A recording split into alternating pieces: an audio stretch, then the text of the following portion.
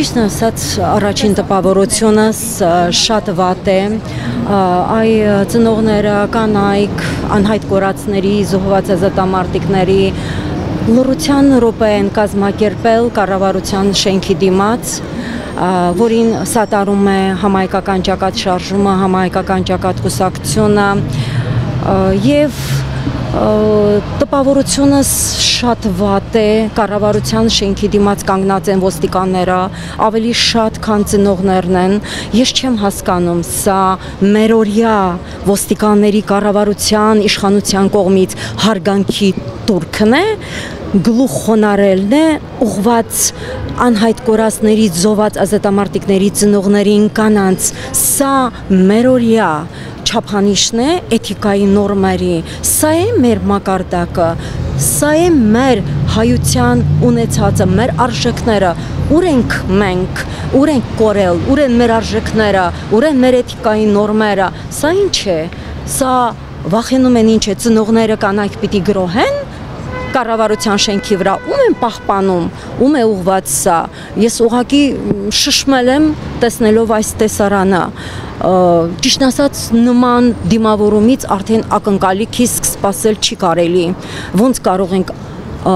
ակնկալիք ունենալ մի իշխանությունից, որն իրեն պահել չգիտի, նախ եւ առաջ պետք է կառավարական մակարդակով դիմաց հարևան պետության կամ աշխարհի միջազգային կազմակերպություններին, թե գերիների վերադարձի, թե անհայտ կորածների հարցը պարզելու ուղղությամբ, առանց կառավարության միջնորդության, իշխանության մարմինների չենք կարող ոչ մի հաջողություն գրանցել։ Պետությունը ինքը պիտի կանգնի թիկունք թե զոհվածների ընտանիքներին, թե անհայտ կորածներին, չէ որ նրանք մեր հայրենիքն են պաշտպանել, մեր սահմանն են պաշտպանել։ Նկատենք, որ ձեր նշած ոստիկանական ուժերից նաև կարմիր բերետավորներն են այստեղ, երևի նկատում եք ձեր բողոք ավելի շատ ուղղված է, որ կարմիր բեհատուկ ճոկատայիններն են այստեղ գտնվում։ Իհարկե, ուժերը կարգը պետք է պահպանել, բայց եկեք ուղիղ խոսենք կարմիր բերետավոր հատուկ ճոկատայիններ։ Իհարկե, դա բնական է, կարմիր բերետավորների մասին է խոսքը, ոչ թե հասարակ ոստիկանների, ովքեր կարելի ասած պահակի դեր են կատարում կառավարական շենքի մոտ։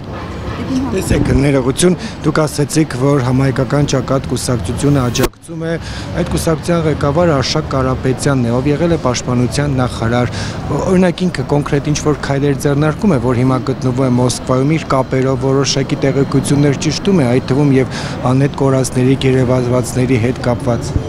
Նախ համահայկական ճակատ կուսակցության ղեկավարը Արշակ Կարապետյանը չէ։ Համահայկական ճակատ կուսակցության ղեկավարը Արսեն Վարդանյանն է։ Համահայկական ճակատ շարժման ղեկավարն է Արշակ Կարապետյանը։ Իհարկե, բոլոր ակցիաներին, բոլոր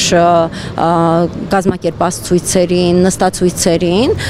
համահայկական ճակատ շարժումը եւ համահայկական ճակատ կուսակցությունը բավականին ակտիվորեն մասնակցում է եւ մասնակցում է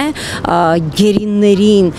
իշխանություններից պահանջելու, որ գերիներին հետ վերադարձնենք այդ կուսակցության ներկայացուցիչները եւ շարժման ներկայացուցիչները։ Ինչ վերաբերվում է առարկայական չեմ կարող կոնկրետ ես անհատը ինչ որ առանց պետություն ներկայացնելու, առանց լիազորություն ունենալու համապատասխան գերատեսչության, ինչ որ քայլ ձեռնարկել արտաքին աշխարհի հետ։ Ես պիտի ունենամ այդ գերատեսչությունների միջնորդությունը կամ լիազորությունը, պիտի լիազորված լինեմ, որ այդ հարցով զբաղվեմ։ Ինչ վերաբերվում է Արշակ Կարապետյանին, ապա ինչպես գիտեք, նա հետապնդման մեջ է եւ չի կարող պետության անունից հանդես գալ, պահանջել գերիներին կամ էլ Հայաստանից պահանջել, որպեսզի թեպետև էլի պահանջում ենք, պահանջել, որպեսզի ինքը